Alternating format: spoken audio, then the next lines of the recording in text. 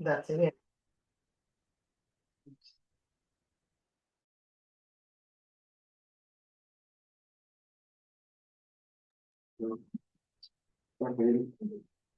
Being 4:30. I'll remind everybody, please be respectful, be kind to each other, and I'll call this meeting to order. I need a motion to adopt the agenda. I'll make the motion to put it off. I would like to add to the agenda, please. Name camera. Labor and employment, 68J, I do believe.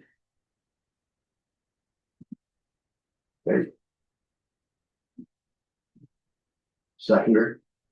Any questions on that? All in favor? Aye. Conflict of interest declarations. Being none. Public presentations. It's not here yet, so I say we move on. Yes, we are in about 2 minutes. Yeah, so that we can move on. Sure. Okay, we'll do the plan 360 and All right, well, Mr. Mayor, members of council. My name is Caleb Babin. I'm here with Oscar Shop and Phil Rebushow. We both work with Plan 360. We're here to present a rezoning request from 681-884 NB Limited for a rock quarry. Give a brief outline of the presentation. We're going to describe the proposal, highlight what amendments are required, and provide general guidance on rural plans policies. The outcome of this item is to determine whether council wants to pursue the legal process. To situate ourselves, the properties in question are near Route 910 off of Shenstone Road, a public non-maintained road. The two parcels are situated inland from Hillsborough in Riverside, Albert, and Route 910, accessible from Shenstone Road, offers direct access to Moncton and Riverview to the north.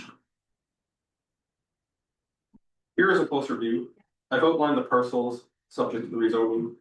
IDs 051-23070 and 00617969. A NAV Canada radar is approximately 325 meters from the subject lands. NAV Canada has confirmed they are currently reviewing information provided by the applicant. NAV Canada opposes the rezoning until the project details can be fully assessed.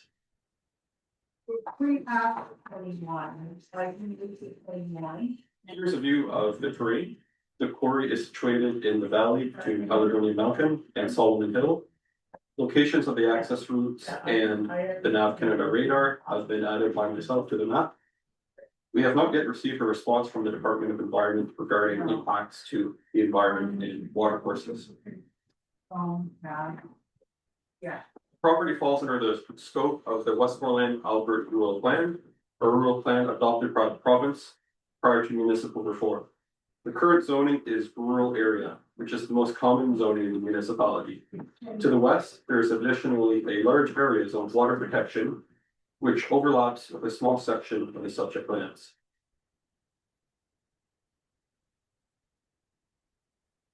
To accommodate the quarry, there's a specific zone in the rural plan.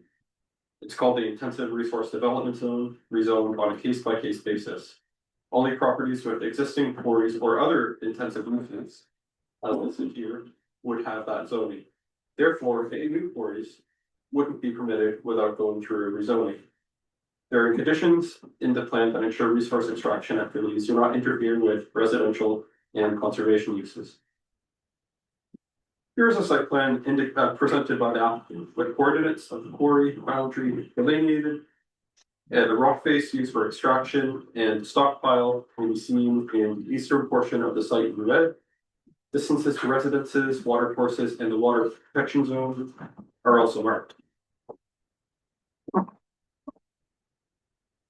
This plan illustrates access points, with one connecting directly to Shenstone Road and the other indirectly connecting to Caledonia Mountain Road via a private access.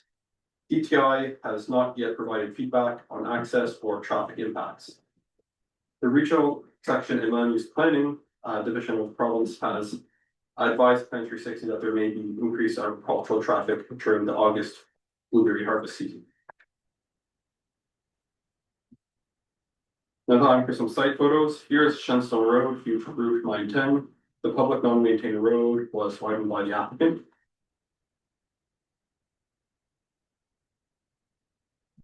Previously, the public non-maintained road did not have required width for large vehicles.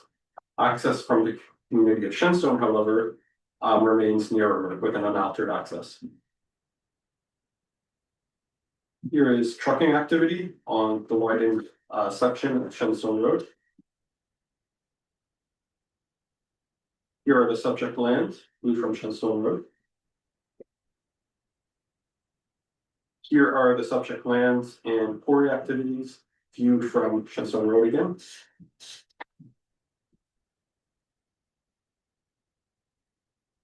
One of our building inspectors had the opportunity to conduct a site visit yesterday, July 14th, and confirmed operations were ongoing. Here are the subject lands again, viewed from Shenstone Road. It was confirmed excavation was ongoing on the rear hill at the time of yesterday's site visit.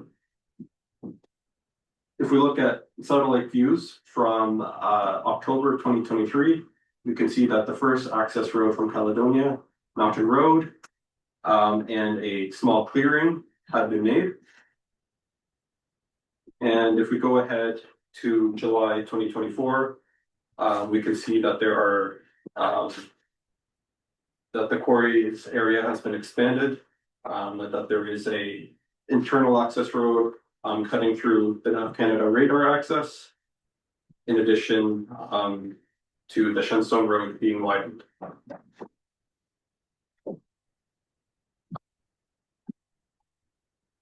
We've prepared a draft bylaw for the rezoning. It'll be the second amendment in rezoning in Fundy, Albert, and in Fundy, Albert, under the Westmoreland Albert Rural Plan, and the first rezoning to the intensive resource development zone. In general, the proposed location for the quarry appears to be perfect for the area. However, several important questions remain unanswered at this stage, particularly regarding environmental impacts, road access, and concerns raised by Nav Canada. Since the submission of the report to the council, the applicant has provided a form detailing lasting information to Nav Canada, which is reviewing the application.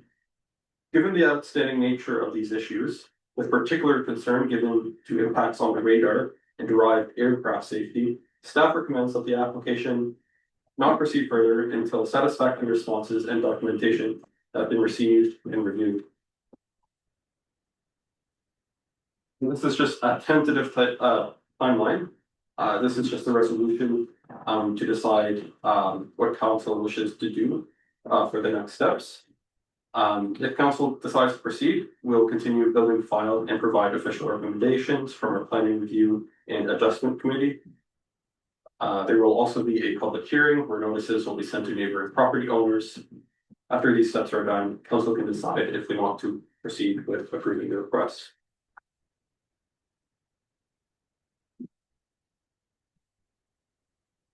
Now, here are the options. Council may proceed with the public process. Council may refuse to proceed with the request if it does not agree with the project. Council may also postpone this file and wait for more information to be provided before setting public hearing dates and seeking advice from the planning review and adjustment committee. Thank you. That concludes the presentation. Thank you. Council, any questions? Go ahead. Go ahead, Mr. Could you, on your computer, put, SND property assessment online? I would need internet connection for that. Is there a specific piece of information you're searching for? Pardon? I would need internet access to access SND online. But is there something on there you would like me to find for you? Okay, you're first on this on your preliminary council, PID 05123070.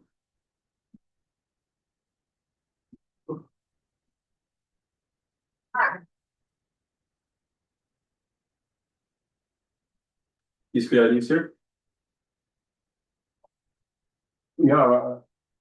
If you look at, what SMB has, that comes right from Caledonia Road back on that second piece on the right. Oh, on this where, is it, are you referring to this parcel right here? Yeah, There is an access here, but the rezoning will just be for these two parcels here.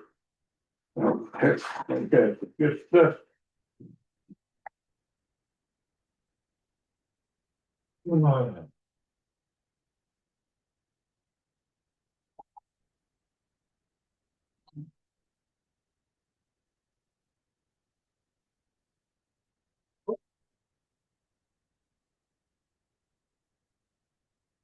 okay, we looked at it. This is small, okay? That's the tower where they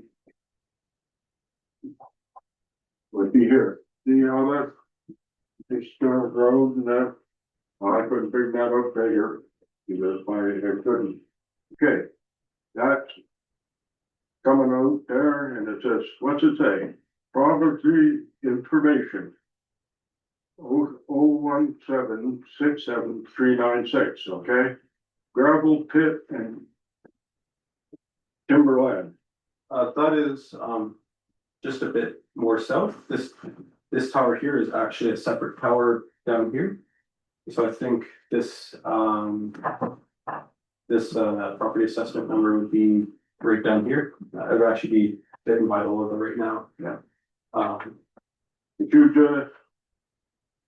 check that out, I'll give you that. Okay, See, and you can get back to me on it and see, because that's it saying right there. Gravel pit, right? there is a difference between a pit and a quarry would be that a quarry entails blasting and a pit would just be extraction without.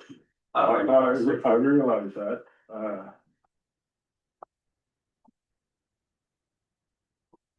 and,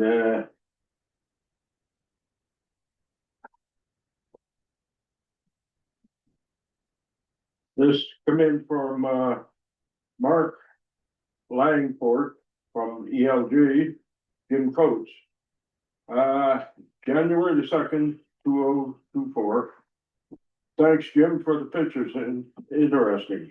I do not see record of a company holding an approval to operate issue for the department of this in that area. That all said, depending on specifics of the quarry operation, it could be that they do not trigger or require one either. I'll check a bit more into that and discuss it with our perimeter engineer for the area, who is also just returning from holidays, okay? So, from what I'm telling, I went to try to get more information on it, and I spoke to the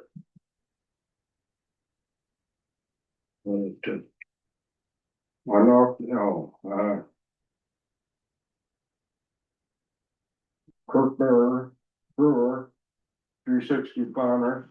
I called him and I gave him all the information on that, and he was gonna check into it, and he never got back to me. I guess he left the 360 was done.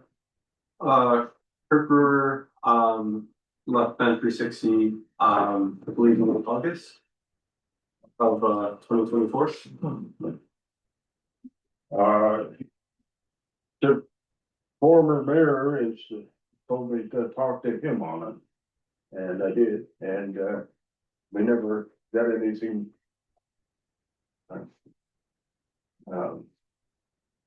That was on October 4th, 9th, 2023.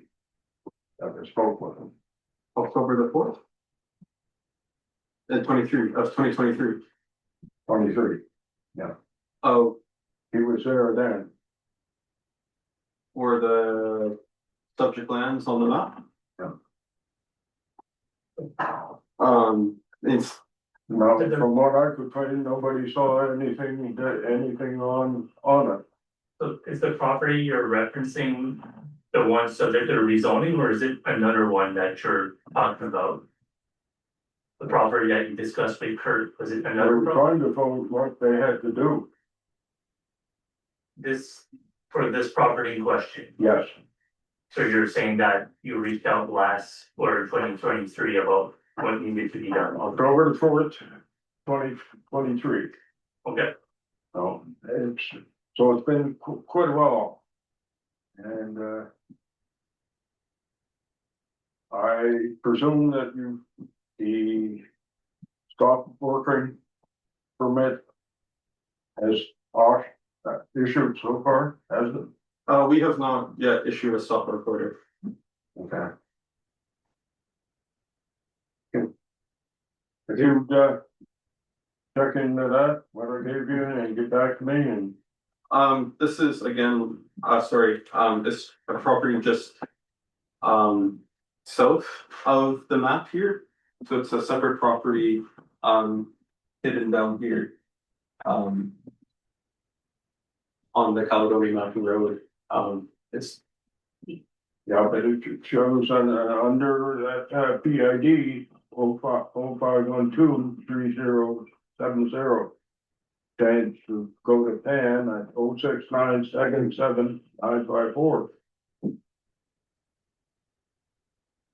And that's where the road goes in.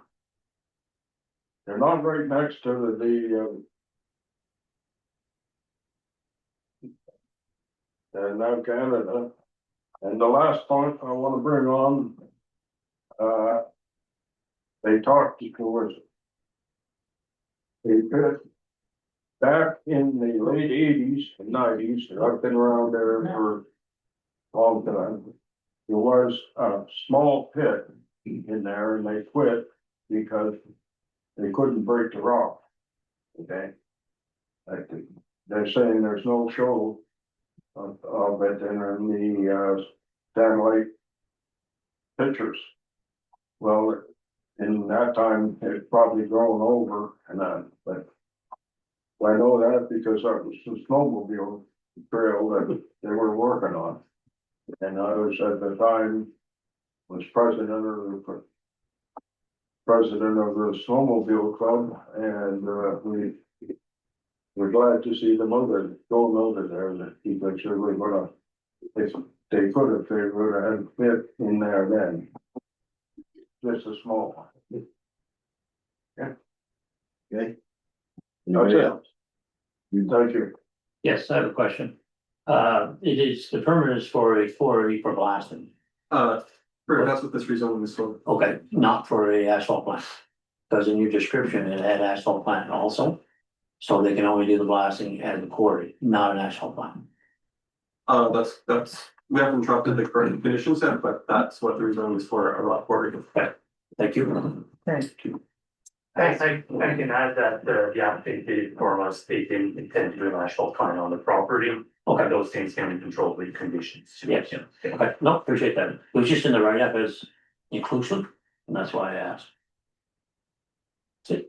Councilor Elder. Just clarification for me that, so you're saying they've been operating a quarry there Yes, for 2 years? that's what, the satellite imagery would seem to indicate. So they're a little late and asking for the rezoning? Is that what I'm gathering? Yes. Yeah.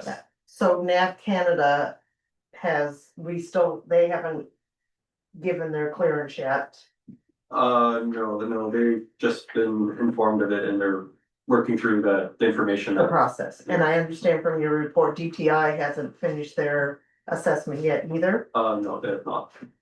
So is it normal that we would proceed without having these assessments and all the information in? No, it is not. I mean, usually we would have a, at least indication from the agency of which assessments are required, even if we don't have the complete assessments. But right now, we don't even have, indication from any of the provincial agencies as to what assessments would be required. Okay, so in the meantime, do they just continue on as they've been operating? So we'll follow up on our end, if there's an infraction, there's certain protocol that we'll do, so usually. Again, I'm just talking Yep. directly without Hypothetically. specifying a specific applicant, so let's say someone is in infraction, we send a stop work order essentially. Okay, So it's an official order to say you need to cease the operation. Or if you don't cease within a certain timeline, we follow up with a recommendation for legal action. And the recommendation for legal action will actually fall on the Bunny Albert Council's desk to determine if they want to take legal action against property for operating in contrary to one of your bylaws. So in general, that's how the process goes. right. I think I'm being more cautious because as you know, we just went through a rezoning. And we really focused on the process, and the process is to have the information in order to make the decision. Which in this case, we don't even have the information to make the final decision. Our recommendation here is. We don't necessarily disagree with the location of the quarry. It's an Agreed. important activity for Right. the region, but we just feel there's maybe a few things that we're unsure of, as we kind of mentioned in his presentation, so. Yep. I think NAPCAN is a very important one, it's one of their main power to direct light traffic essentially, they use that for air traffic control, and there's also the environment in DCI that we don't quite understand the whole impact of it. So we're erring on the side of caution, and we would hate to start the legal process, get to the end and not have all the information Correct. for you, so. Yep. Kind of really take the time of it. And just need to wait till we have complete files before officially starting the process. Thank you, you've confirmed my concerns. Go ahead, Counselor. In a small area with a water protection area within that land, should that not be raising some major flag for somebody? Yeah, so I can answer that. So that's the water protection area for Turtle Creek, which is the Right. main drinking supply of the city of Moncton. Right. So the zoning is actually not the full property. It kind of includes that section, and the proponent is proposing to be outside of that area too. We did share it to the provincial department who takes care of those watershed. And the way it's done, there's like 3 different classifications, there's A, B, and C. And the permitted activities are limited depending on what category you are, A being the closest and C being the furthest. And they actually said that a rock quarry would be permitted in that zone, but we're actually avoiding it completely. So we did get an answer on that end, and there doesn't seem to be any concerns regarding to the watershed in this case. Perfect. Okay, thank you. Counselor Greg. I just have one question. So is it currently being operated without authorization as a quarry Correct. from the information that you have? Yeah, we just confirmed yesterday through a site visit that operations were continuing. Okay, So we'll decide where to go from there. okay. So my question on that. Okay, I got a question, Jim. go ahead, sir. Is it operating as a pit or as a quarry? We have had confirmation that they're asking blasting. Okay, so that makes it into a quarry. But if they weren't blasting, they're a pit. So they can still operate if they weren't blasting. A pit would still need rezoning, Okay, yes. perfect. Thank you. Okay, we're good. One more, please. Go ahead, sir. Traffic, you were put in that, May. Caused, with the blueberries, operation. That's on the other side, the west side of Caledonia Mountain Road, where they go in and out, and then they don't mix with the trucks coming off Caledonia Mountain Road or Shenstone Road. They're the other side, and they go to Elgin. So it's not, and there's only one truck every day that takes it out. At one time, they used to have people in there picking and all kinds of traffic, but now they take tractors in there and pick it mechanically. So And there's also a pit down below from, on Caledonia Road that, Dexter had, and for years it hasn't run, but it's run again now. And they hauled from there to the, you probably fellas got in on that, asphalt. On Vineland Road. They hauled from that all through and, twice of what Phillips and Brothers would be hauling. Yeah, regarding the agricultural blueberry, it was just, province did not have any specific Yeah. recommendations about that. It was just stated that there may be traffic related to this for a small time of the year, but they did not. That would not be a concern, the traffic for David? Here. Thank you for your presentation, and we'll move on now to Alicia O'Hara. Hi guys. I have a little handout here for you. And I have more here for anybody who wants one. So we're here today, I'm here with my partners from the district and from community development. And we're here today to talk to you guys about the Fundy Albert Community Greenhouse Project. So this is a collaborative project between the Caledonia Regional High School, the Health Center, and the district, and Foods of the Fundy Valley. And we are looking at putting in a 25 by 42 geothermal greenhouse just behind Caledonia Regional High School. So our vision for this would be that it is a educational space where students can learn about food security, growing, agriculture. It can be incorporated into their school curriculum across all kinds of different disciplines or sciences, math, all those smart kid things. So the idea would be is that the produce generated from the greenhouse would go into the school food programming for the kids. The kids would be a part of harvesting, tending, and making things with the produce in their beautiful new kitchen that they have there. In the summer months, we would be looking at opening it up to the community. So Foods of the Fundy Valley and the Health Center would be looking at partnership around education for people who maybe are less familiar with growing their own food, doing workshops that are low or free of cost, and distributing the produce that is generated from the greenhouse through the community to other working groups who are addressing food insecurity in the area, and as well to our food banks.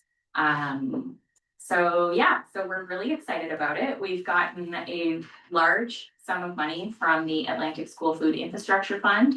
And we have applied to the Regional Development Corp to their Community Investment Fund for the majority of the remaining balance.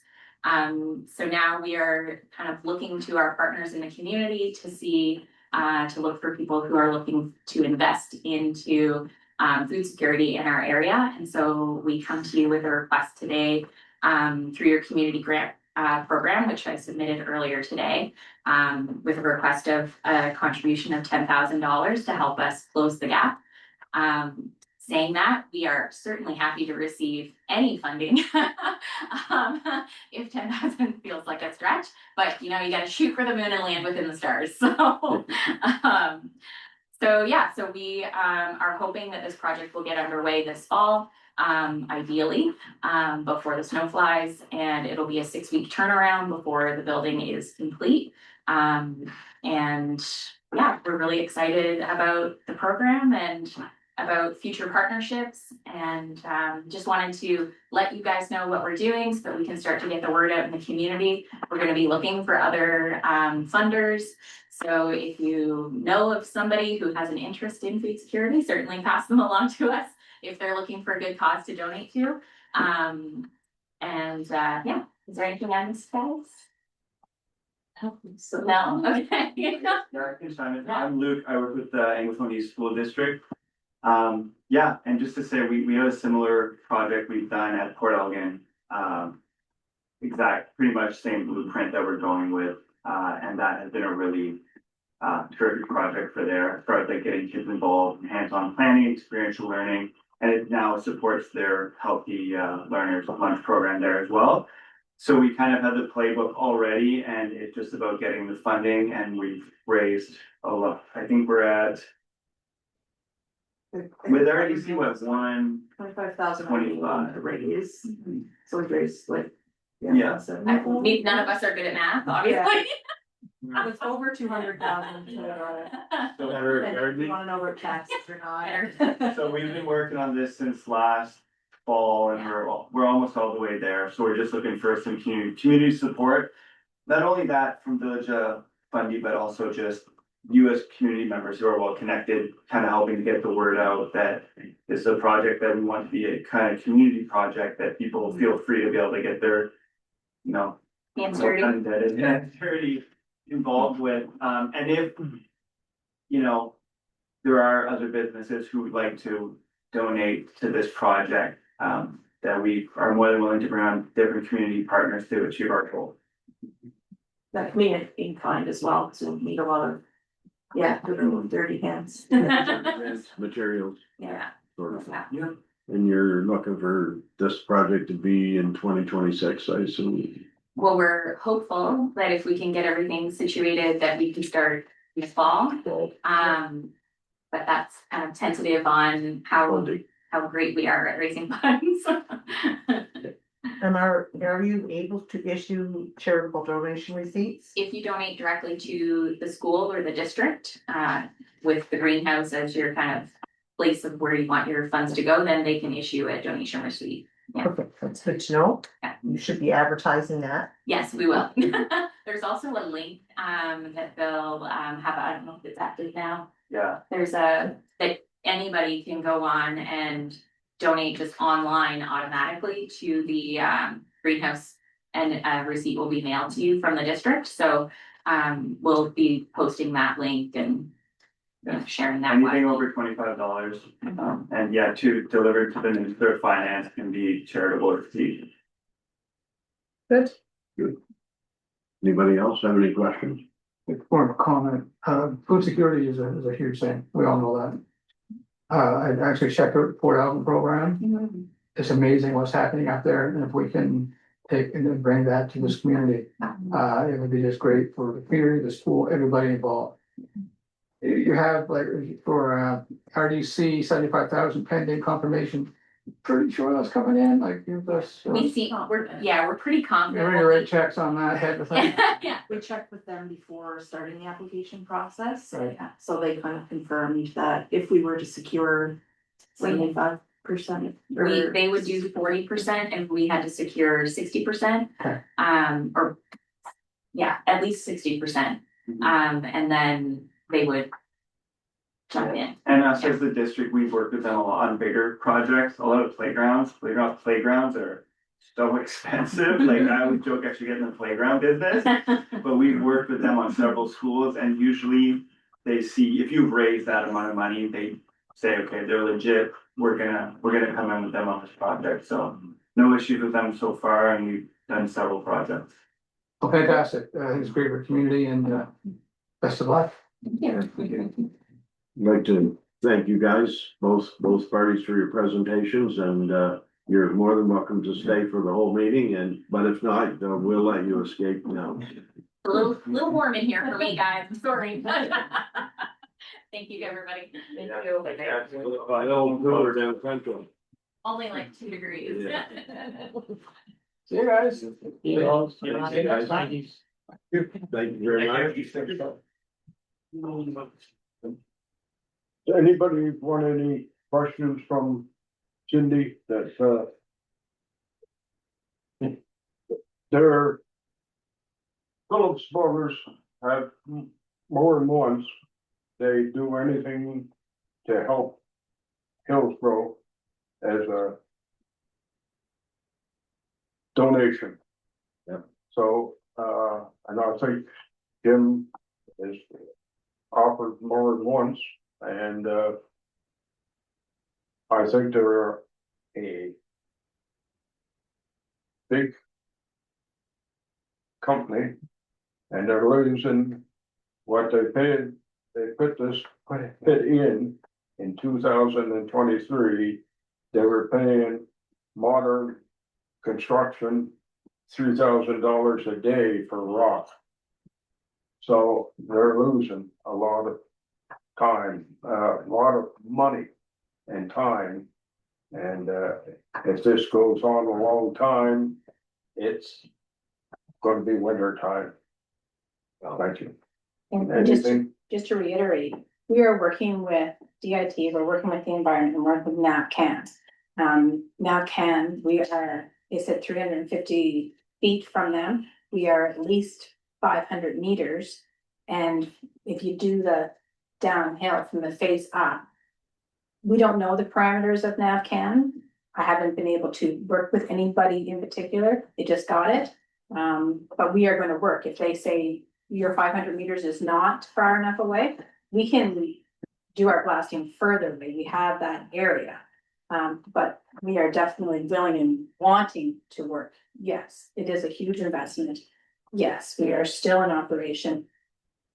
That threat overhand of work stoppage, they did express that to us, but they didn't do it. And they understand the investment and the people that we work with. So, and all we're asking is for the rezoning. We can continue to work with them, trying to get the proper permits. If That's I what may, I have no problem supporting this, as long as they do the homework with NAPCAN, environment, that kind of thing. And we are. And I know you are, so it's very straightforward for me. So I just want to give that to your. Thank you, but if there's any other questions, we are only a phone call away. Yeah. Absolutely, You I guys- appreciate it. You guys employ a lot of people with the company, and yeah, it's. Nobody gets progress, just as long as we get the right information and the documentation is proper. And us too. Yeah. And- Absolutely. Thank you, everyone. Thank Enjoy you. your Thank you day. so much. Drink your water. Don't.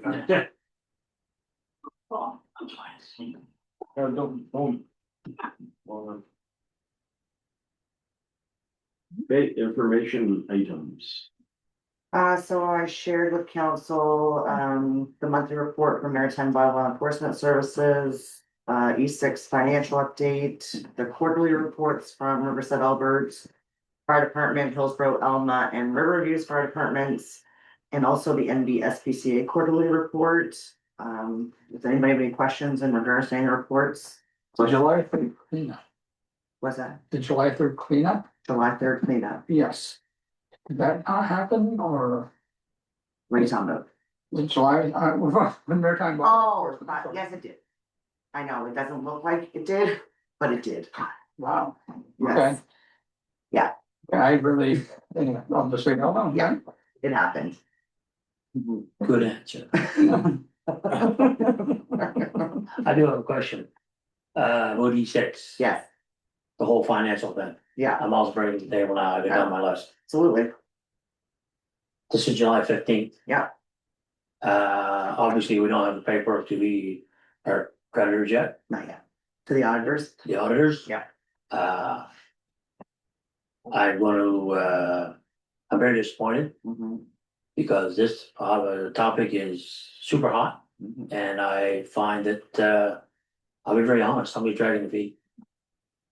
Because they knew we were in trouble, we know we're in trouble, and no appointment has been made with those people for the 1st of July. Mhm. She was on holidays the first week. Yeah. So here we go, the sense of urgency is out the window. Mhm. We've got decisions to make later in this meeting about budgets.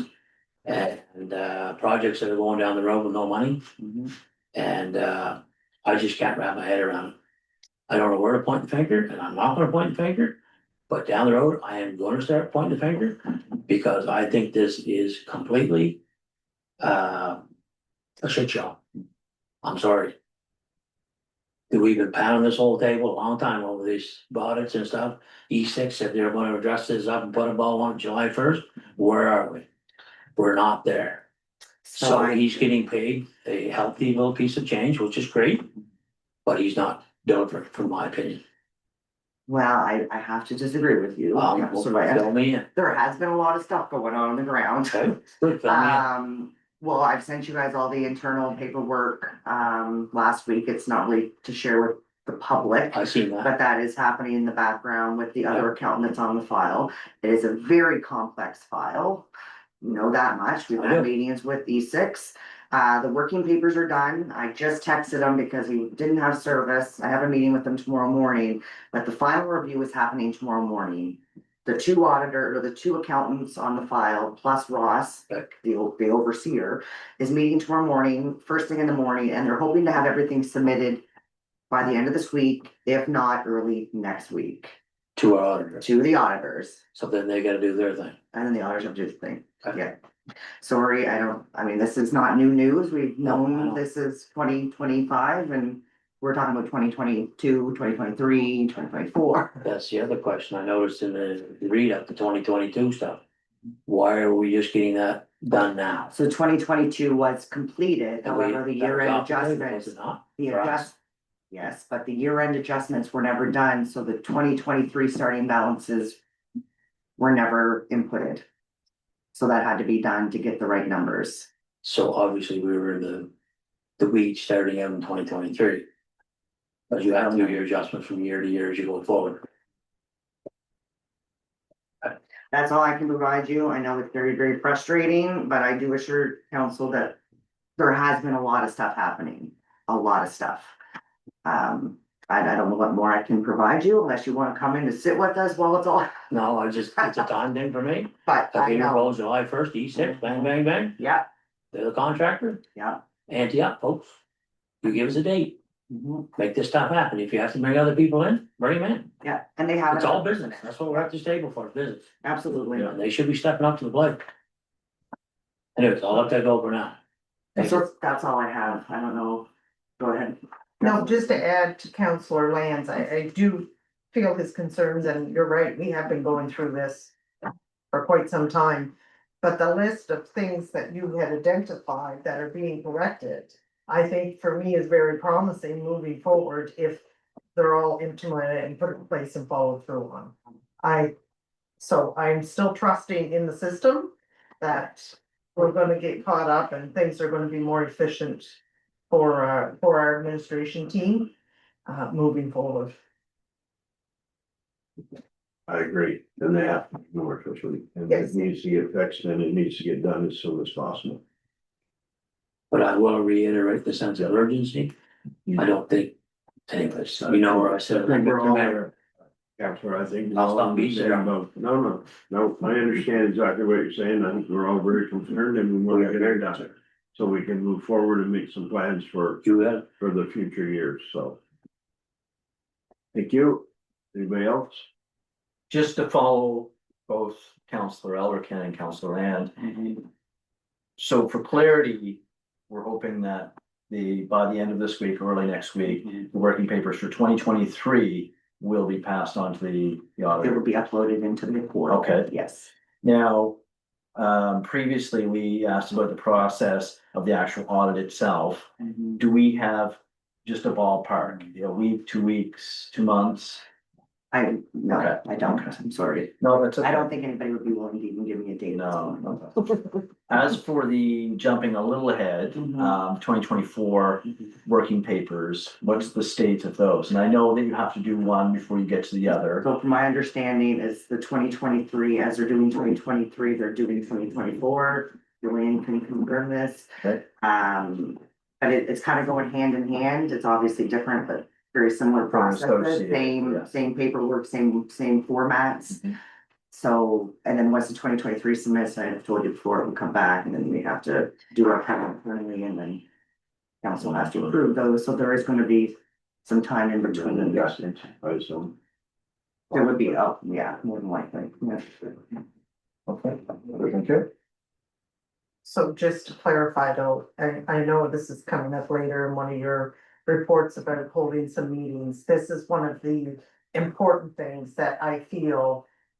If this is needed from council to proceed, we're not waiting until Oh, September. believe me, Okay. yes, no. I just You want would, to yeah, be we would clear. be having a very urgent meeting to get Yeah. some stuff done, for sure. Thank you. Council direction request. So the code of conduct bylaw, so I did send you a proposed updated code of conduct bylaw for the Council of Fundy Albert. This update incorporates new provincial regulations issued in August 2024 that all New Brunswick municipalities must adopt. The proposed bylaw replaces the previous bylaw 2022-02, established at the time of amalgamation. So key elements includes compliance with section 10(2)B of the Local Governance Act and the detailed complaint process outlined in Schedule A. So this would be brought to council at the August 5th meeting to do the first and second reading. Does anybody have any questions in regards to that bylaw? Assuming it's pretty standard with the rest of them municipalities, excuse me. Yes. There's guidelines you have to follow. Yeah, so I did a training session with a lawyer, any municipality could have, I guess, joined that training session. And then I sent it to legal review to make sure we were hitting all the key points that had to be updated and everything's in compliance. Perfect. Thank you. Mhm.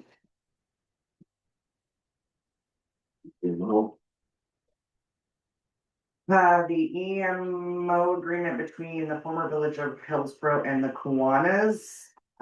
So this is from the EMO committee. So the former village of Hillsborough had an agreement in place with the Kiwanis to use their establishment as a EMO warming center. So they've asked to update the wording from the village of Hillsborough to the village of Fundy Albert, due to the municipal restructuring that created the village of Fundy Albert. This has been in place since 2022. The formal agreement has been in place since then. And so the recommendation again is to bring this back to council at the August 5th meeting to approve. I have a question on that, please. Yeah, sure.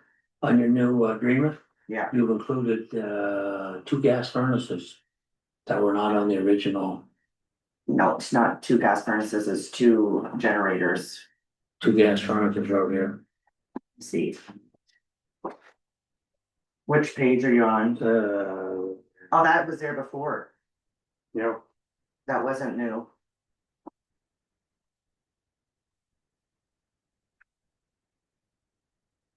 No, the old one's on the bottom, and it doesn't have the gas furnaces. We never supplied the gas furnaces.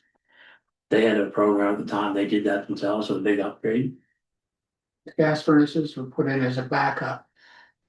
not by us, though. Yes, The village paid for it? yes, Okay. that's correct. We put in, they put in, one us originally put in the heat pumps. That was done with the grant. The backup furnaces was done through the village of Hillsborough, their propane. Cause it's not in the old agreement. The 2 agreements are different. Well, how did I do that? Cause I took it right from, I just copied and pasted it and changed the names. You read the old one, it doesn't say. Yeah, Goes transfer switch and oil tank, but the new one says transfer switch and 2 gas furnaces and oil tank. you didn't give me that, did you, Counselor Coase? I didn't just come up with that, did I? I don't know where I came up with. No. Anyway, I'll have to look at it and I'll obviously do some fine tuning if need be and, Revise it. yeah, and revise it. No, you think that the village paid for those 2 furnaces? The 2 propane furnaces, yes. Chad McLean put them in. Yeah, I remember Chad put them in. Yeah, but no, that was not done through the Kiwanis. That was done as a backup because it was feared that the generator wouldn't accommodate. At that time, there was electrical stoves in the kitchen. Yeah. As well as the 2 10-ton heat pumps wouldn't handle everything. For the big enough. Wasn't big enough. Yeah, that's why they were there. Yeah. Leave it with me. Okay, appreciate that. Yeah, Thank you. no problem. Council meeting schedule. Yeah, so council's being asked to cancel the August 19th committee of the whole meeting and the September 2nd regular council meeting to allow a summer break for council members and staff. This mirrors a similar break taken in the summer of 2024. Regular meetings would resume on September 16th, and of course, if necessary, a special meeting can always be called during the break. There are no legislative barriers to this adjustment, as the Local Governance Act only requires a minimum of 4 regular meetings per year. And the current bylaw in place does not specifically regulate summer meetings. So the recommendation again would be bringing a formal motion to council at the August 5th regular council meeting to postpone or cancel those 2 meetings. I have no issue with that. I don't either, as long as Well, any special fine- meeting. as long as the audit, if anything comes up, that. Absolutely. No, this is just the committee of the whole and the regular council meeting that requires a lot of work on staff and of course the council, of course, but. And if any issues come up, we can have a on camera Zoom meeting, or we can have an in-person meeting. You may not be aware of it, Kim, but this is probably pretty consistent with some other Yes. municipalities to take a summer break, so to speak, yeah. Okay. Normal. Yeah. Yeah, we're not setting the precedent. No. I did go back, because I don't recall the break last year, so I did go Good. back and look, but we did take a break. Yeah. But we also held, I think, 5 or 6 special meetings within that time. So, because I didn't recall having a little break last summer, but I did go back and verify, we didn't have the 2 formal meetings, but I think that the formal meetings take a lot of time for Correct. staff to prepare, right? So. Yeah, I understand, so. Good Just point, wanted to- Councilor. And there's no guarantees this one either. Yeah. Stay Understood. tuned. They just leave it alone. Service connection. That would We be. done with this? That's in. Everybody's in agreement. Yep. Will we vote on? Well, it? that's at the next meeting. I just didn't know if you had questions. Yeah. we- Gotten you shorted. Service connection, but that's. Yeah. So obviously your request is coming for service connection. You've got the council report form in front of you there. Obviously we've got to come to council for approval because it's above our unbudgeted approval threshold. And obviously the quotes came in, 17,000 is the one we're looking at going with. It is the highest quote of the 2 received, however, that includes the asphalt repair, whereas the slightly cheaper one doesn't. And the balance on it would be that the 17,000 would be cheaper longer run on that one. Any questions on anything within that report form?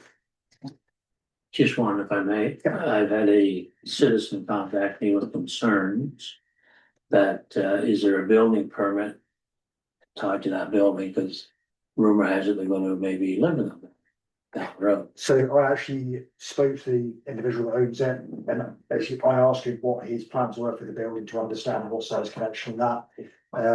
He hasn't applied for a permit as yet, which for what he's doing currently doesn't require one because he's just tidying it up.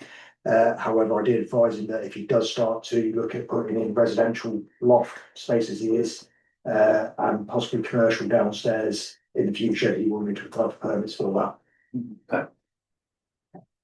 So what's our water service cost in Hillsborough a year? Is it 500? It's 500 per one, 500 for water, 500 for sewer. So 17,000 you're looking at. Yeah. Quite a few years to get a recoup of money. And maybe that's why this person was curious to see what was going on there, to see if the dollars balance out back and forth. But he doesn't need a permit, I don't think, to have it done, so no. As soon as it's done, we can start charging. Yep. Okay, thank you. So this, we've had a few of these come up, I think, yeah. So is it something we should be budgeting more for the water and sewer in Hillsborough? Because they're big chunks. I think this is the second one this fiscal year, so it's Yeah. 34,000. I believe it's something that we should look at as and when the water bylaw is reviewed and Yeah. consolidated. It's certainly something we should look at, because the different costs involved with getting the locators and everything. It's certainly something we should be put in where we do increase the fees to do this. And it probably needs to be a staggered fee, but again, that's for discussion for the water bylaw committee, whether as to how we deliver these connections that are costing the village a significant amount of money. But at present, the way we approach it is all in the bylaws. I do agree, it does need looking at. Sorry to interrupt. Could we also maybe look at doing the old fashioned way, digging, cutting the asphalt, digging a hole, putting the pipe in, backfilling with the proper stone, then compacting and putting asphalt on top? Is there a price difference rather than the directional drilling? Because the drilling is quick, it's easy, it's clean, but cost wise, is it cheaper to do it the other way? And buy a load of asphalt and put it in and fix the hole? If there was an easy way around, so you could say Golfman Brook is fixed, we could divert the traffic for a period of time. If it wasn't 114, absolutely I would do it. Okay. But because it is Main Street 114. I think directional drilling is the most appropriate way. Cause you did that on Legion Street just recently. Yeah. But with 114 at this time, the traffic's high, I respect that. So, yeah, maybe, okay, just a question, maybe we Yeah, look in that's that it. down the road, and if it's late in the fall and the traffic's not as high, maybe it is doable on 114. It's all depends really the service going on. Yes, I think we need to get something in DTI involved a lot more. DTI to be doing that. Yeah. As well. They charge a lot. Thank you. Yeah, no problem. Out of the Bobcat. Okay, so we spoke about this earlier in the year for the Bobcat snow blower. It's beyond, economical repair. So we should be looking at replacing it for the next snow season. Obviously went out and got quotes. The actual Bobcat model is the cheapest version and it's the most suitable one because it's actually slightly smaller than the other ones we got quoted on. So it fits past the hydro pools and footpaths. Obviously went out and got quotes. I confirmed those quotes by phone last week, but again, I was reminded that with the tariff stuff ongoing, they are always subject to change. But we are sitting in around those figures. Obviously, the cheapest one from the Mackay's Truck Centre is not in stock. And they would have to get it in, and it's the 8 to 10 week lead time that kind of puts us in a position where we need a decision now. So we've got that ready for when the snow falls. I have no objection to this. We need snow blowers, we can't do shovels. Guys did look at the old, it is already, it's had its times, a lot of salt gone through that. If this price changes, there is a company in town that has snow blowers in stock. That may possibly, that's not in the quote here, and that's fine, I'm not criticizing. That if this price maybe goes up, maybe we can go to them and ask them if they can give us a quote for that. Absolutely, I think if the price probably beyond 10% difference, absolutely will go out and look something different. Go ahead, sir. So I see here that it was presented to council on March 18th. I wasn't here then. So was it presented for approval, the funding, and it was declined, or? Yes. Okay. So, Well, I shouldn't say that. It was brought up at the committee of the whole, and I think it just died in the water. Okay. It So was it's brought just, back. it was kind of shelved for the time being due to the audit and the availability of funds at that time. okay. So the alternative, if we don't approve this in August, when it's brought to council, what happens if we don't purchase this equipment? What is the alternative for the winter? Specifically for where we clear snow now? So the first alternative is a significantly reduced service level for clearing the sidewalk, because the one unit we got that does work will have to go between Hillsborough, Alma. So we're shipping that back and We're forth shipping that back and forth. with delays. With delays. The other option is we can go out to a private contractor to clear sidewalks in one of those two villages. Which would probably be about the same amount here or more. Yeah. For the season, okay. Okay, Cause if it doesn't get approved in August, it's not going to get approved delayed. until October. that's right. And then 10 weeks from that. is Yeah, December. for shovels. Oh, sure. Yeah. I got a question, if you don't mind. The old is still operational. Just about. Can we still use it somewhere else possibly on a later duty? Cause you had two machines. Yep. Right? So rather than moving the machine and the blower, could you take the other blower and put it on the other machine? That's what we were doing in the back end of last winter when we had an issue, was moving the blower back and forth between. But I'm saying where you have the old blower now and it still does turn, it works. It's gonna break. That's the moment thought. Could we still use it as? I'd have to look at it. I know right at the end of the season, there was issues with it where the chute wasn't turning correctly due to hydraulic Okay. issues with the control box. It could probably get used for doing the parking lot, but doing sidewalks and putting the snow in the right place, Okay, I wouldn't particularly say it's. just about, that's all. If it's something that's, We'll absolutely get the most out of it, that we can. it just saves money if you don't have to transport the other one around, right? No, Time and money, that's all. Just to reiterate it, it's imperative that we have this blower for the upcoming season. Just on Academy Street, I can contest. With the blower, 10 minutes done. I've seen the guys an hour trying to do it with the push. It's just, we need to make a move on this now, approve it, so it's here, done deal. And let's move on. I agree. I'll make a public statement. Councilor Ward Russell sent some questions to us and they have been answered and sent back to her, so I just want to make that known that there was some issues that she had with some of the things. And that our CIO has responded with answers and something like that. So that's just clarification. Thank you, Jeff. Thank you.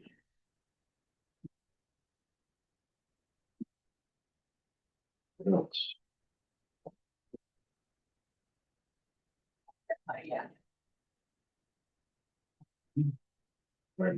Yeah. Legislative services. Yeah, so I'll just hit that on point, so nothing has changed in the community grants program, so we'll be bringing. Those that have applied for grants after the audit has been done and approved. The building permits in June, it's 6 permits issued for a total of $1,877,317. Some funding updates, the Crooked Creek Trailhead signs have been received and they're pending installation. The Enabling Accessibility Fund for the library, the application for the wheelchair ramp and automated door was not successful. The Alma EV charger is still pending. The Community Investment Fund, we were approved for $1,000 to support the Footloose and Fundy Albert, a participation initiative held in June. The Fire Smart program, I did submit an application for wildfire resiliency plan funding.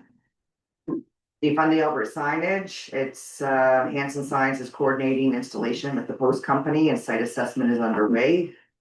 Bylaws, policies in progress, council expense policy, streetlight policy, fleet management policy, as well as a new one that would be a flag policy, because there's motions that were made in the past with the Acadian flag and Riverside Albert, so that's on the radar. Staffing updates, job postings for the level 2 water operator is open. The public works lead hand position is closed. And just to point out the Fundy Albert participation, we were selected as one of the 40 finalists of the 2025 participation challenge.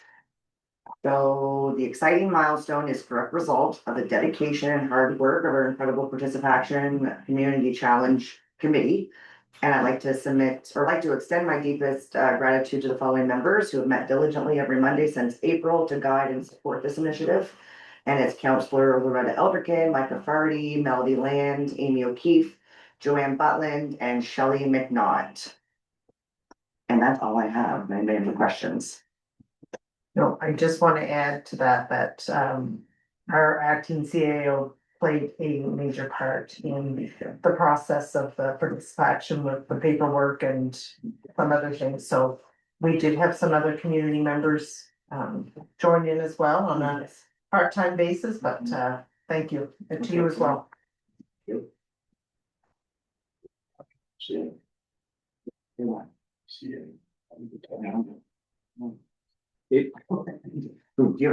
I got a couple of questions. Okay, go ahead. So this sign, I think everybody's very excited to see the sign for Fundy Albert that's going to be in Lower Coverdale. Yeah. Do we have a date? No, because we've been talking about it for a very long Yeah, time. that's why I asked. And it's been a long time coming. Okay. Have you seen the sign? I haven't, Okay, I I'll don't know have if to. anybody else has seen it. Yeah, I did provide one of the, Oh, did you? Okay. a while Okay. back, Yeah. but I'll share it with Okay, everybody. sure. Yeah. Thank you. The only other thing is, all these policies, I know Yes. you're working very hard on these, Kim, and I'm just wondering when we can expect those to come to council. Well, I've been working on these since I know you the have. winter. Yes. So hopefully when you have a interim CAO hired and I have a little bit more time to focus my attention on more policies and bylaws. You mean full-time CAO? A full-time CAO, yes, absolutely. Yes, and then I'll have more time to focus on, I mean, I have pretty good drafts going on, so Okay. yeah. No pressure. Hopefully by the end of the year, Just let's go with that. Perfect, thank you. You're on record. Okay, I'm on record, yeah.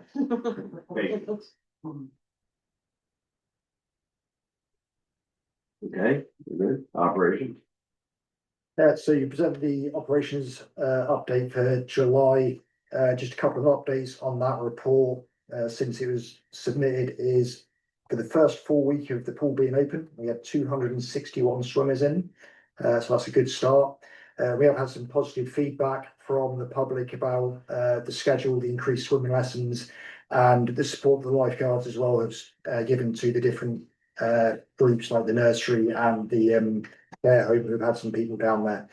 The other one is the Alma Gazebo. We are now into the stage of getting the initial drawings made up. And that's a big thank you to the community for being involved with coming up with a concept to support Craig Norris with his initial thoughts and now actually getting pencil to paper. So we will be putting out Facebook posts to kind of tell the story as that progresses, to keep the community updated about that, and hopefully we'll see some really good things coming in the future with that. Some other good things that have happened over the past week. Riverside Albert, if you go down Water Street now, you don't need quite as big a 4x4 to get down that road because it has been completed. Drove down there today and they've done a really good job, to be honest. Exceeded my expectations. The rest of the potholes will be getting done down in Riverside Albert over the coming week. And then Alma, speaking to Browns this morning, they plan on being there on hopefully Monday. Okay. I do apologize, well, I shouldn't really have to apologise, but there has been delays due to Browns taking on other priority jobs and other bits and Potholes are starting to swallow tires, so yeah, good. but I've been told next week. We've tried to ask them to avoid the busiest times of day as well. It's not Terrible possible. time of year, okay. The only other things to add to that are on the water side of things was the Alma issue over the weekend, which we are preparing meshing to go out, which I'll let Heather expand on that if you want to know more. I think I was involved. So I think it was handled and got looked after and unfortunately we had an electrical problem and it caused the well to shut down for a bit, but it got rectified and thank goodness Heather and Dave were there and just when it happened, so then we're right on top of it, so. Go ahead. I got a question. Or the Alma water system, is the feed from Fundy National Park still supplying the same amount of people or has it been increased? It's been increased. It moved from the intersection of Main Street and School over to the intersection of Main Street and Foster. So the shut-off valve.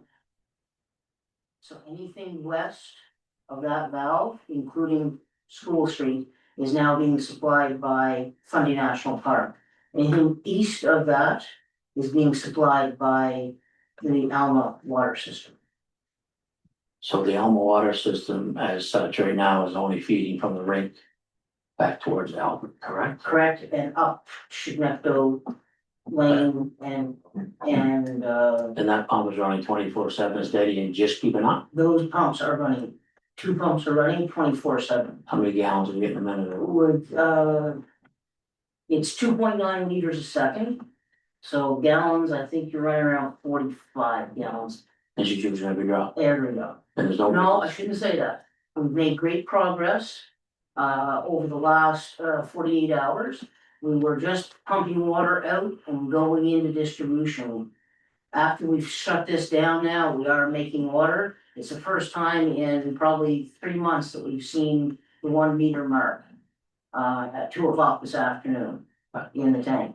This, I'm hoping that we had a meeting this morning with Englo, Department of Health, and your village your municipal staff.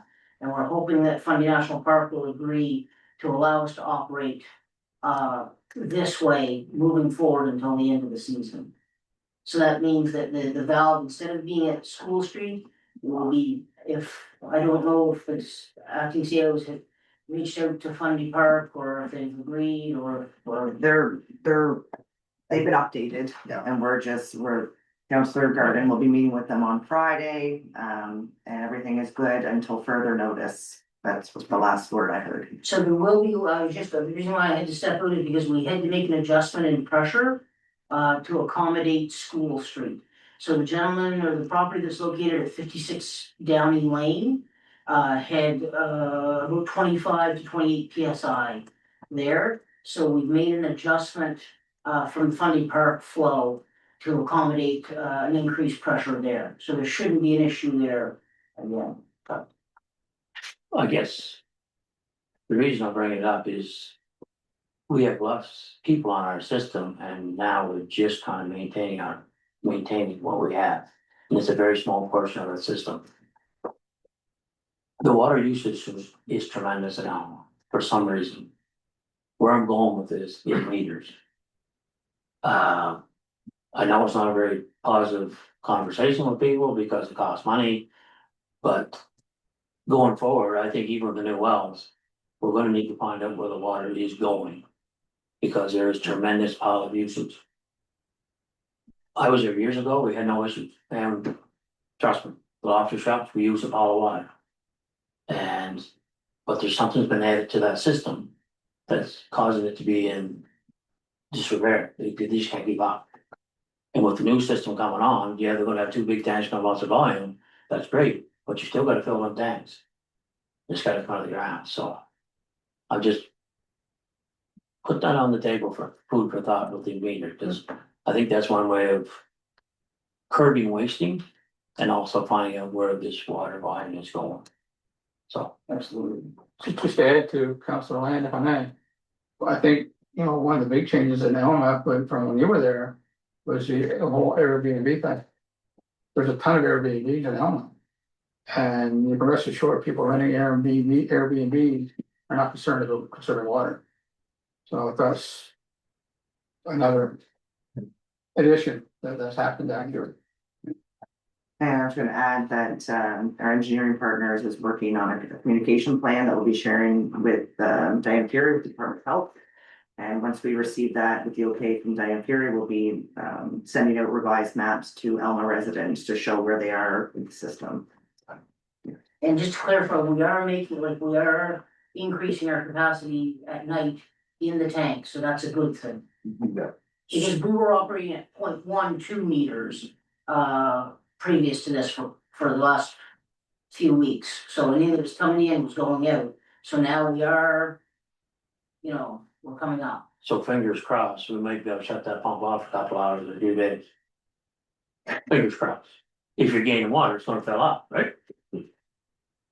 Because that aquifer's taking a beating. It is. Thank you. Just one word on that, we've got discussed in the meeting this morning as well, obviously with the concerns of the pump being old and the equipment in that well house being old is Anglo were looking, as part of the project is to replace all that equipment. They're looking at possibly forward loading that into the project now to get that done sooner rather than later to ensure we alleviate some of those risks as well. That question was asked at the meeting now, if they're gonna replace that pump, because that pump's old. Yeah. It's got more miles on than I got. It needs replaced. Yeah. Okay, Thank you. That's me. That's it Any for other you, questions? Right. Is that, you're finished with your operation? Yes. The Okay, only, so can I just add one thing? It's a very, very dry season right now, very, very dry, and all 3 systems. And anyone that has a private well should really, really look at water conservation, because it is dry. Yeah, that's my next question. So that's the only I just wanted to add. I apologize for jumping in there, but that's a key critical one. My next question is behind that, should we put out a notice to conserve water in all municipalities? Because if you drive Route 114, there's no brook from, they're all dry. They're dry. Is that what you're? I would recommend. Okay, yeah, we'll Yeah. push the message Then out. I'll say that it's a dry season now and This is only July, we get 2 more months to go. yeah, and I don't know if there's rain in the future or not. Friday. 40%. Well, we'll see. Yeah, it's not big rain either. No. This time of year, you need about 3 days of steady misty rain to. One more question, Mayor, if I may, back away. In Hillsborough, well running, Yes, so you're pumping we're pumping both wells. as much as you can, basically. Yeah, and we're doing well, we're cycling well on that, we're just trying to stay ahead. So she's holding her own, And she's holding her own good. Okay. Mhm. because there's a lot of activity in the village, There is. businesses are using a lot of water. Thank you. Good. I think Councillor Elton is first. The bicentennial, I know the leak has been completed and so quotes are requested for the work to repair Bicentennial Road. Where are we with that? That closes on Friday. I've already had discussions with 3 different individuals that are interested in the job.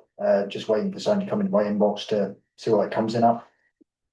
So And for clarification, does that come out of which pot of money does that work come out of? that will come out of the summer roads maintenance. Okay, We're already looking at doing some actual work on Bicentennial Road anyway, and this is kind of just pushed that to the front of the queue. okay. So And the funding for the cleaning of the ponds in the reservoir in Riverside, Albert. I see that's being done by staff, but is there any other expenses coming from that? So currently we're doing what we can with the staff, obviously because the utility budget is very low. Yep. The treasurer and that, we are working on finding solutions to find the extra budget to get further cleaning done within those ponds. It should only be a few thousand, but we've just got to find that and confirm we've got it without pushing ourselves into the red. Can I jump in? Should that money not come out of reserve, or let out of that water system? I think that question was posed, but I don't think the reserve account is doing too healthy either. We've Well, already cashed in some of our reserve to finish off the other project. I know exactly, Hillsborough has too. But I'm just saying, if it's a few $1,000, I don't think the GO should be putting the water system sector. It's the repairs. It's not coming out of the general fund. It's the Riverside Albert water budget, Okay. utility budget. So it's going to come out of the utility? Yes. Yeah. It has to. That's why I'm asking the question is how much money is it gonna cost the utility? So for future planning, because obviously we didn't budget accordingly for the Riverside Albert utilities, so That wasn't clarified, Councilor Alkin, did Yeah. it? no. Yeah, well, it was That's the because question. it comes out of, it's, That's fine. so that's why I'm asking the question is what Okay. work needs to be done? And what's the amount? Yeah, we're working on finding those funds, we're reasonably confident we'll find something you need sooner or later. And then longer term, we're looking at using CCBF to get some capital improvements done, to the ponds. So we can actually improve them to be more sustainable. Thank you, those were my 2 questions I had on. Council Garden. I just have a few questions, just kind of piggybacking on the whole water system in. Is it possible to expedite that gap analysis project? Or conduct an assessment, just talking about potential leaks? Because when the question was asked to Pierre Plourde of Englobe, the response in terms of leaks was every system inherently has leaks, which is understandable, it's not uncommon.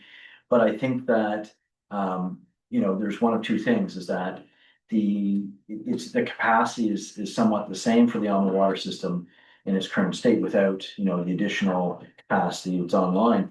But I'm wondering that, has the usage really increased that much? And maybe the answer is yes, but if there's anything we can do in the meantime to find ways to minimize this usage, because if the water is just constantly coming in and we are having a dry summer, to me, this seems like we're headed towards catastrophe.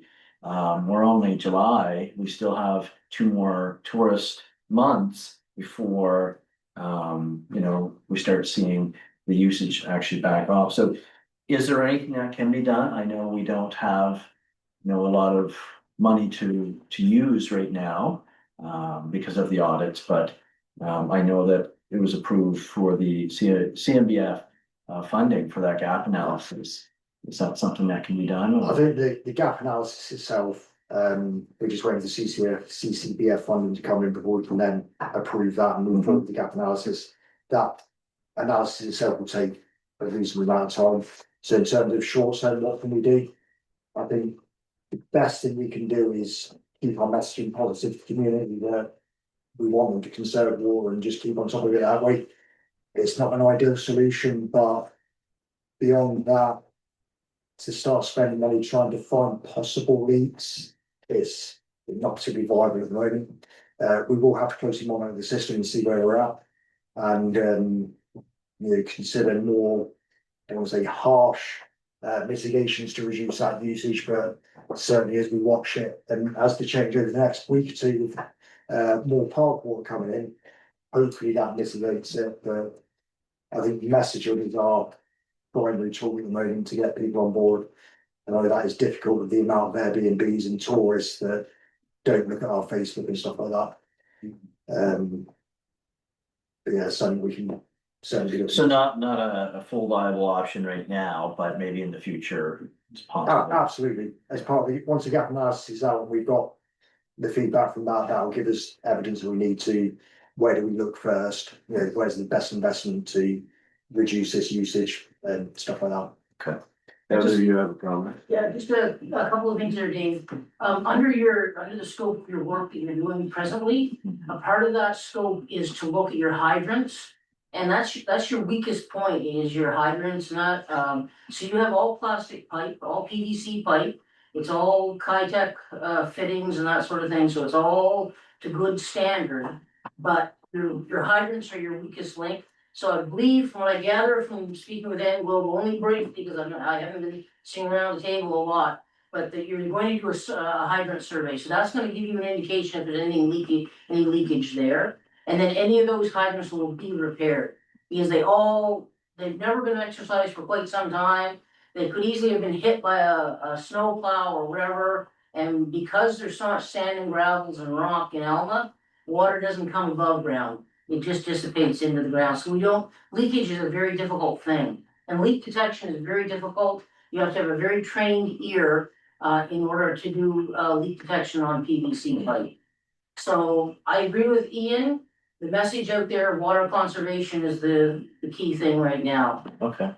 So that assessment of the hydrants, because we're expected to go online with the new project or start, hopefully in December, if we were looking at that timeline, could we assume confidently that assessment would happen to coincide in that date, or would it be something that would happen afterwards? And I guess that's to either of It's you. my understanding from speaking with the on-site inspector and the project manager that was going to happen later this fall, Okay, is what I'm gathering. Now, I don't know, I haven't seen a timeline recently, okay, but I will be pushing for that, because that's something that really needs to be taken care of absolutely. ASAP. And it needs to be done in nice weather, not in minus temperatures. Okay, yeah, well, that makes sense. You don't want water flying out when it's -10. I just have one other question for you, Ian, in terms of operations, public works. Is there an issue with not having enough fleet vehicles such as the trucks? Are we at a point now where we don't have enough vehicles to get the necessary work done, especially because this is the busier season? Yeah. We're struggling. Out of a fleet of 5 over the past 2-3 months, we probably had a maximum of 4 on the road, more commonly 3. That is generally due to 2 of the oldest vehicles we've got. They're 10, 15, well, not 15 years old, but they're around about the 10 to 12-year-old point, which is pretty old for a commercial vehicle to be working in municipality. The guys are being pushed to do more daily checks. Unfortunately, the fact that we are checking them more is where we are picking up some of these issues and we're then putting them in the shop to get fixed for. And we are struggling to get the correct things done. So at the moment, we've not got a vehicle that we can load up in the back with gravel to go dump. So that's going to prevent us from doing the shoulders of the 114 down and Pound Hill here until we've got that kind of facility to do it.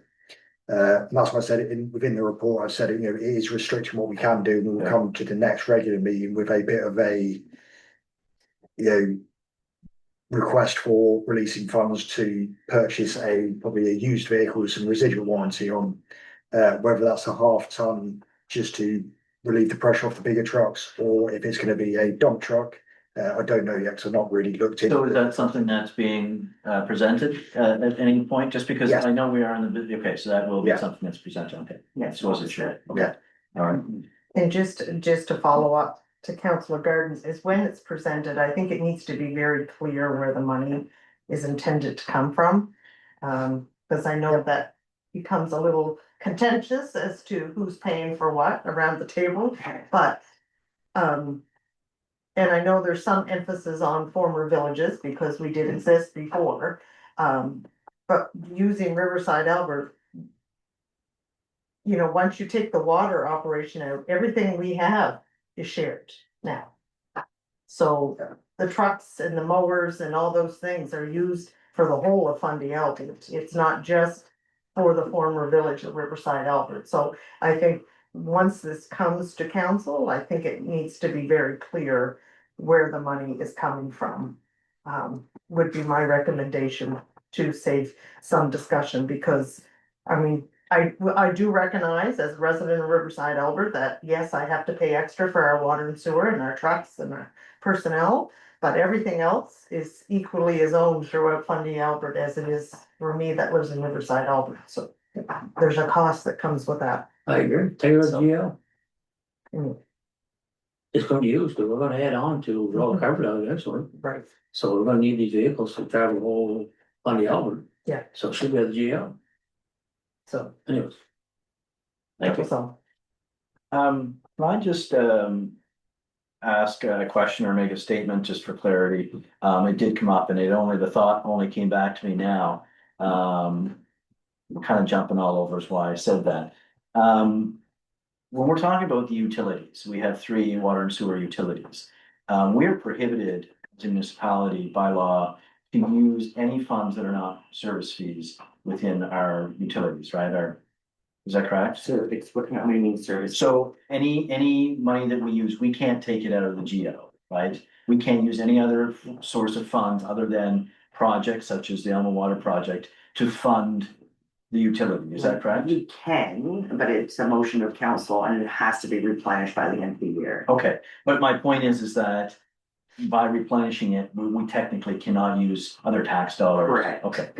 That's correct. Okay, that was more just for clarity, I think, for myself and Mhm. I guess any of the public that's listening, so. And also to note, it also requires a ministerial order from the government as well to be able to move that money between. Okay. Yeah. Thank you. Got one question for the director of operations. Town Hill. Yep. When does the warranty run out? I can give you exact date off the top of my head, but it was a 12-month warranty from when it was finished, so probably. So when it was finished, 12 months? So it's all probably mid-October. Cause I see your report, you got a date on there, what now, which is great, Yeah, but I just don't want it to slip by and, no, no, thank you, sir. Okay, we're good now, Maureen? Go ahead. All right, so just brief, brief overview. So for Geo, we're in good standing in the net income and our bank balance. A couple items I want to add that have occurred since is that we've received our revenue for the second quarter from planning. And we are now over $27,000 over what we originally budgeted for revenue. And we are only halfway through the year. For circular materials, I have been in contact with Sebastian at Eco 360 to get some contact and some context on our circular materials revenue, as it is lower than what is anticipated. And his calculation of what we should receive is actually more than what we've budgeted. So I'm waiting for some response back from circular materials. Once I have that, I'll be sharing that with council. For Alma Utility, we're doing well. I just received claim 7 refund back from RDC. So we're in the process of processing the transfer to Alma Utility and sending the second payment out to our contractor by the end of the week. For Hillsborough Utility, very healthy as well. Riverside Albert still, part of my contention, so I have, been speaking with E6 and as part of our processes is, projections and how we process them. So I've been working with them and my team here we're starting projections process for Riverside Albert Utility. Just to be able to give a better idea of where we're gonna land at the end of the year and expectations and things that need to occur to be able to end the year, out of a deficit. So for receivables, we've completed billing for the second quarter for Hillsborough Utility and the third for Riverside Albert and Alma. Some of our customers have not responded to disconnection notices or follow through with their agreed upon payment arrangement. As a result, we are serving disconnections notices out registered this week. And we're actually scheduling a firm date of when these disconnections will occur. So for proposed resolutions, I'd like to, at our August meeting, transfer the Riverside Albert operating reserve into the operating. As per the 2025 budget, this will help alleviate our current net loss. For capital funds withdrawn from GIC number 11 for the gazebo should have been withdrawn from the capital account. My recommendation is to use it for possible upcoming village core capital projects by year end or just reinvest it. And I've also added, just for notes and to see the progress on certain projects, I've added the Cannon Community Building Fund spreadsheet, which will show each project that we have within our capital plans, where they're at. And is there any questions regarding my report, Susan? Just a couple for me, Jillian, if you could go back to the capital funds withdrawal and explain that gazebo thing. I was gonna ask the same question. The gazebo thing, I think is gonna be with us until the end of this year. So it's just, more or less a clerk error on my part. I had in my head that the gazebo was on our village core, but it's actually village shared because it is part of the parks. So basically the funds that have been transferred can be just used for capital for the village core, or we can reinvest it at the end of the year. So it'd be another motion of be brought at the August bid meeting, it should have came out of the account, that's what she's saying. Okay, yeah, I got that part, but you're recommending it be used for possible upcoming village core, so. Are you recommending we spend the money on the gazebo and then spend the same amount of money on something else? That's how I'm reading this. Oh, okay, sorry for the misinterpretation. It's more or less an example would be the snow blower. So that would be a village core purchase.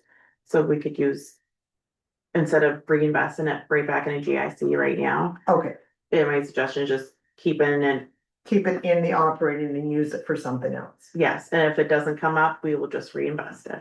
Okay, Yeah. thank you for the clarification. You're because I welcome. didn't quite understand that one. And yes, as far as the Riverside Albert Utility, I am very concerned, so look forward to the projections for the end of the year because we have a huge deficit there right now. It's more than I've ever seen. Yeah. So I'm not sure how that's gonna happen, but I look forward to getting some more information on that. It's very key on that, our current projects that are going on, Riverside Albert, complete. Yeah. That was one of our major to be able to get that money back, to be able for what was been spent.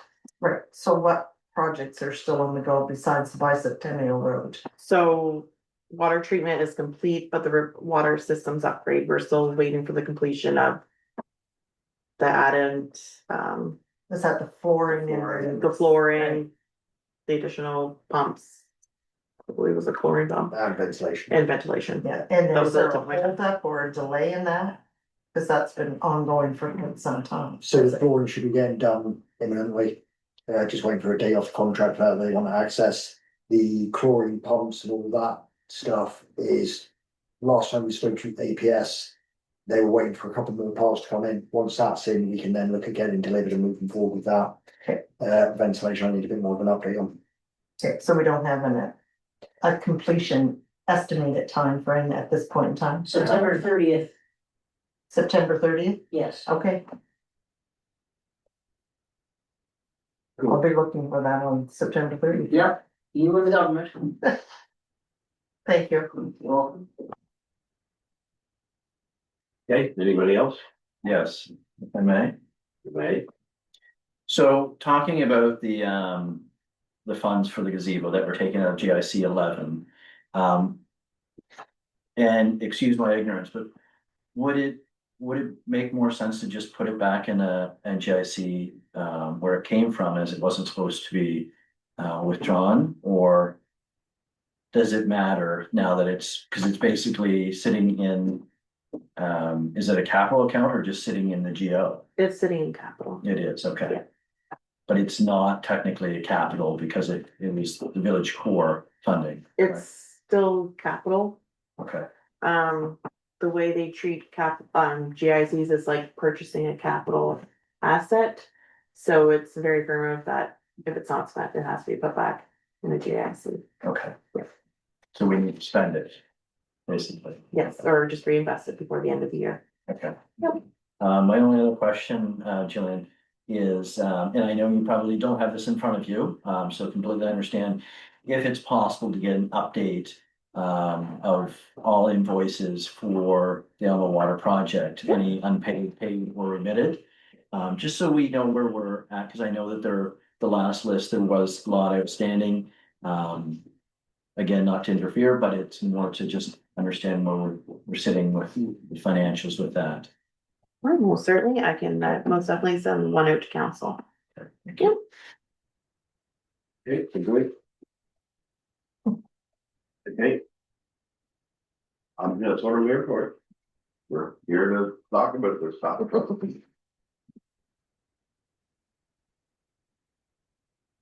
Okay, mayor and council statements and inquiries. Go ahead, sir. We'll start with you. I don't have a lot. I do want to say that I did attend the kickoff party for the Hillsborough Homecoming Days at the and the Kiwanis Takeout Dinner. It's great to see the residents that were there and other councillors and our provincial and federal representatives. Thank you to all the volunteers. The chicken dinner was great. So in terms of I did want to talk about really quickly the code of conduct. I just wanted to read something from the code of conduct. I know it's not something that we've passed yet. And this is not directed at any other counselors or staff, but I do want to read it just for my own, I guess, knowledge. But in section 5E, and it states all counselors shall communicate and work with all fellow counselors in an open and transparent, honest manner, promoting a spirit of cooperation by listening and respecting those opinions that may differ. I just think that's important to reinforce that, and I'd like to read it out. The last thing I have is a big thank you to our interim CAO, who's also our clerk, our director of legislative services, and our guide. So appreciate all the hard work, Kim. Thank you very much. Yes, thank you. Thank you for Thank you very much. That's all I have. Some stays. Which day, well, It is what it is. you're doing fine. I appreciate that.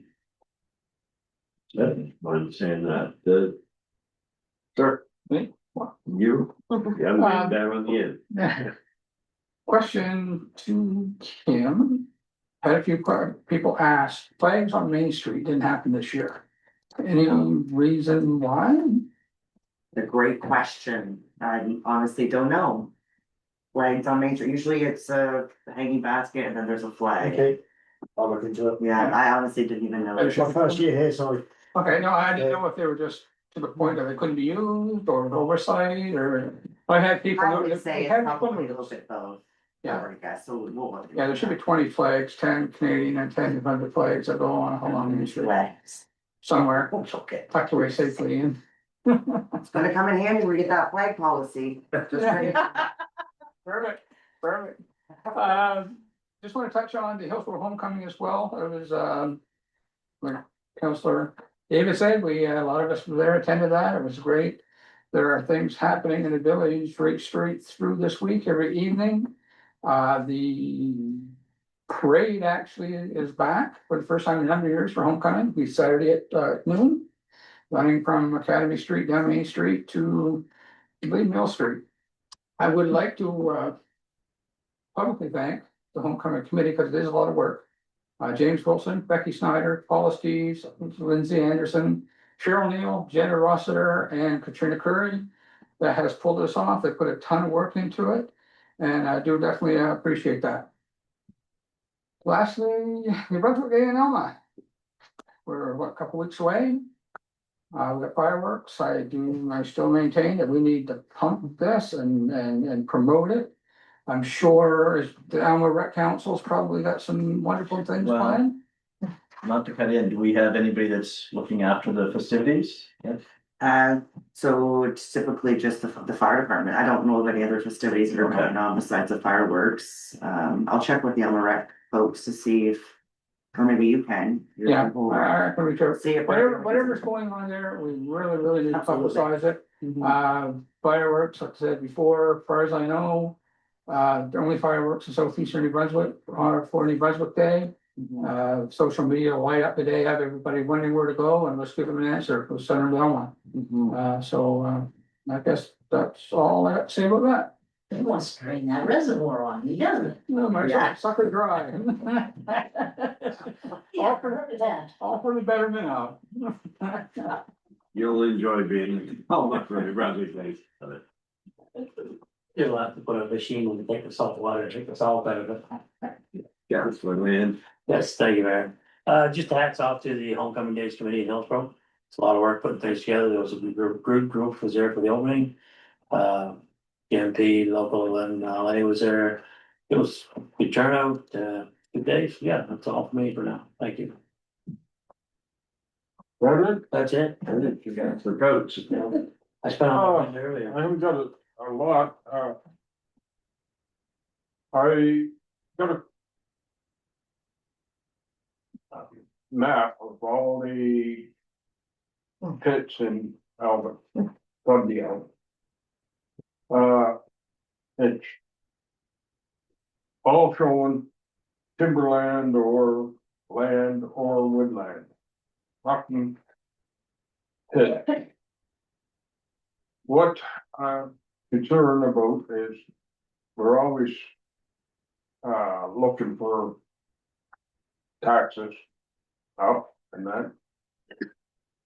There's a pit on or a land on Caledonia Road. That's either Dexter's pit or next to it on the south side. It's the taxes on it are something like $4,000 and something. The pit, the land just sold for $200,000. Now, when taxation, when they take into selling of houses, they crack her up,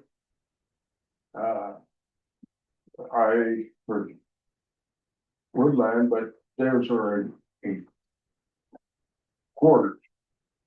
So if we should be able to pick some money out of that because they're selling they, and I don't know how we go about it, but there's two or three, and they're way off on something. They got one down the shortcut road, they got one down shortcut road, and the next you look ahead, it's on New Ireland Road. Quite a difference, and that's on the map and shown on the shortcut road. So they haven't got a very good System. on it. So, that's all. So. That's right, we can. Yeah, just a couple things for me. Thank you again to the Participative Action Team for dedicating their time. It was a successful month. And we look forward to starting this project a little earlier for next year. I attended the Alma Water Project update. Attended, as mentioned, the official opening of the Hillsborough Homecoming with fellow council members. Thanks to the volunteers for making this week a memorable one.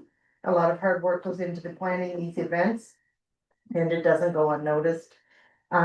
Looking forward to attending more events this week. And I just want to publicly say a thank you to Ian and the Public Works team.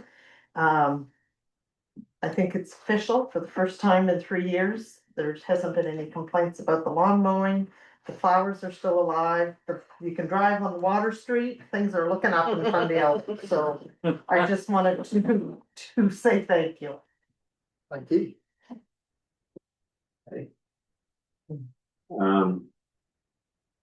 I attended the Anglo meeting in Alma. Was well attended and people were respectful and calm and I think it went very well. So kudos to the folks that attended that.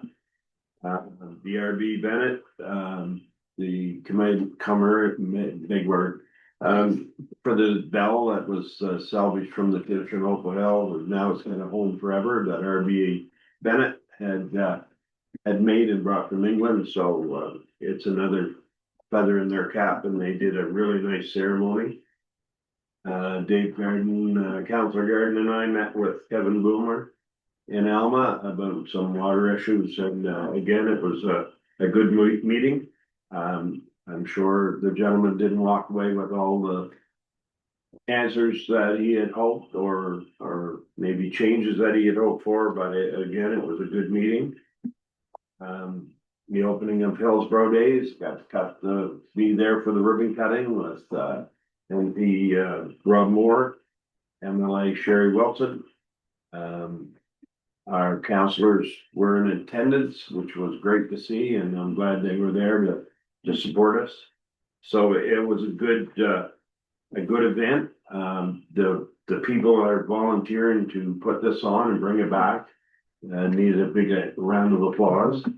I think the best was the Prince and Princess contest. There's a lot of proud parents and grandparents that were there, and it was great to watch these young people come on stage, and some of them spoke and some of them needed a little prompting, but it was a really good event. Audrey and I both enjoyed it immensely. So we've had a good couple of weeks since our last meeting and participated in quite a few things. So it's all good. And that's it for me. Everybody's good. We'll have a motion to move into a closed session. Oh, no public statement, Kathy.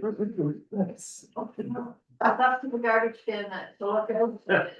Sorry. And there was no garbage around, and the lookout's all been mowed, and one bathroom is right off right now for food, I guess, but the other one's open, and there was 2 cars up there, and looks good up there.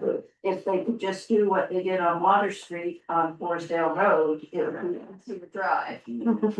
Let's try step at a time. Yeah, one step at a time. Yeah. It's also provincial, that portion. Yeah. After the last residence, it's all provincial, unfortunately. We know who to get to for that. They are aware. Because there were a couple of cars parked that were down at Falls and, but no, it's an asset. Yep. And the market is doing great. There's Yes. more vendors in the market on Sunday. They're happy and they're planning the, New Brunswick Day celebration at Fairgrounds, as well. Cool. And there's gonna be a bucking bull there. Wow. Oh, that's right. A bucking bull. Oh, at this time. Really? Yeah. Cool. I have a question. We're gonna start a little challenge among the council on the. Never mind. Okay, thanks. Money on the table for it. Yeah. I had a question for clarification. I attended the public meeting in Alma as well in the water. And what I heard may not be what I'm not sure. What Pierre said is that the well was producing the same amount of water. Is that, would be am I, question just to pose to Pierre, because none of us are engineers. nobody heard that? Well, Well, I could assume that was what. No, I think on the PowerPoint presentation, he said the current well is providing something like 3 liters a second, the new one will do 6 or 9, I can't remember. It was increased in the Okay. system. I think 3.69. Yeah, there was a, the old well didn't yeah, But grow more water overnight, no. no, but I mean, what I was worried about is, we just spend money on new wells that are producing the same, No, for the bigger tank. oh, jeez. No, it wasn't that presentation, but it Okay, was an but increase. see, I misunderstood, that's why I asked the question. no, that's good. You're lucky. Okay, that's it, folks. We have a motion. I'll make a motion to go into a closed session. Hey, second, yeah. Hold on. Yeah. All in favor? Whack-a-mole. Aye. Call me. All right. See